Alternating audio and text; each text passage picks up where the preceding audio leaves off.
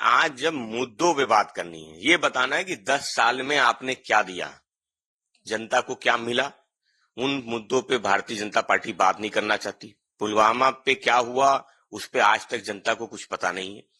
इसलिए एजेंसियां कैसे पाकिस्तान की जांच एजेंसियां हिंदुस्तान में आई, जांच करके चली गई, ये कभी हिंदुस्तान में नहीं हुआ था।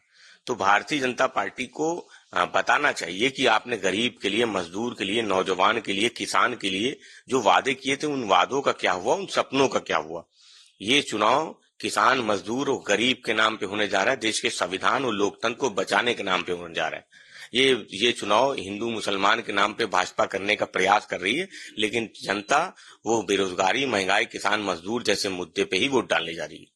सर, आरजेडी के लीडर हैं तेजस्वी यादव, उन्होंने बोला है कि बीजेपी को लोगों को भगवान नहीं बनना चाहिए और पीएम मोदी जो है वो he is a factory of lies. किसने बोला?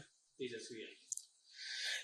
देखिए, समाजवादी पार्टी किसी पे व्यक्तिगत हमले या व्यक्तिगत उन पे बयानबाजी नहीं करती है। हम तो मुद्दों पे सवाल पूछते हैं और मुद्दे वही हैं। आपने ही तो कहा था कि बहुत हुई महंगाई की मार, अब की बार भाजपा सरकार 2 करोड़ रोजगार देंगे, आप किसानों की आय दुगनी करेंगे, और वो 10 सालों में नहीं हुआ। और 2022 के विधानसभा चुनाव में देश के प्रधानमंत्री जी ने कहा कि किसानों को जानवरों से छुटकारा दिलाएंगे, तो वो भी नहीं हुआ।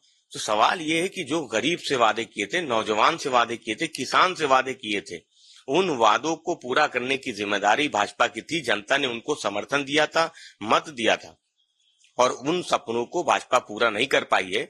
और जनता इसलिए परिवर्तन चाहती है, जनता ऐसी सरकार चुनना चाहती है जो वादा करे उसको निभाए। सर, पश्चिम बंगाल की मुख्यमंत्री ममता बनर्जी, उन्होंने कहा है कि जो टीएमसी के लीडर्स हैं उन पर प्रेशर डाला जा रहा है कि वो बीजेपी ज्वाइन करें या फिर एक्शन फेस करें और एनआईए, ईडी, सीबीआई से उनको हरास किया जाए। पूरे देश में जो भी भाजपा के खिलाफ है, चाहे वो राजनीतिक दल के लोग हों या गैर राजनीतिक व्यक्ति हों, पत्रकार हों, अगर वो भाजपा के खिलाफ है तो लगातार उन पे कार्रवाई हो रही है, एजेंसियों के थ्रू कार्रवाई हो रही है, मुकदमे लिखे जा रहे हैं, जांच की जा रही है, परेशान किया जा रहा है।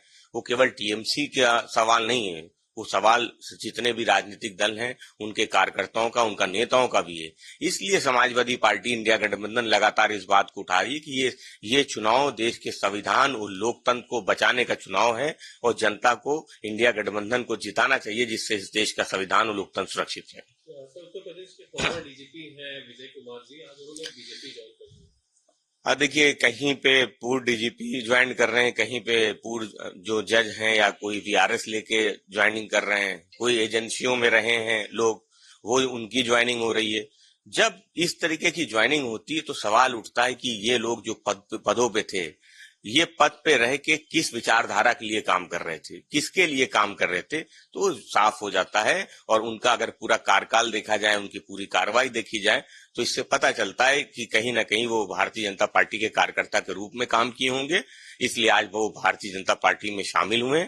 समाजवादी पार्टी समझती है कि ऐसे लोग जो नौकरियों में रहे हैं, बड़े पदों पर रहे हैं, उनको राजनीति से दूर रहना चाहिए और इसके लिए कोई कानून जरूर होना चाहिए।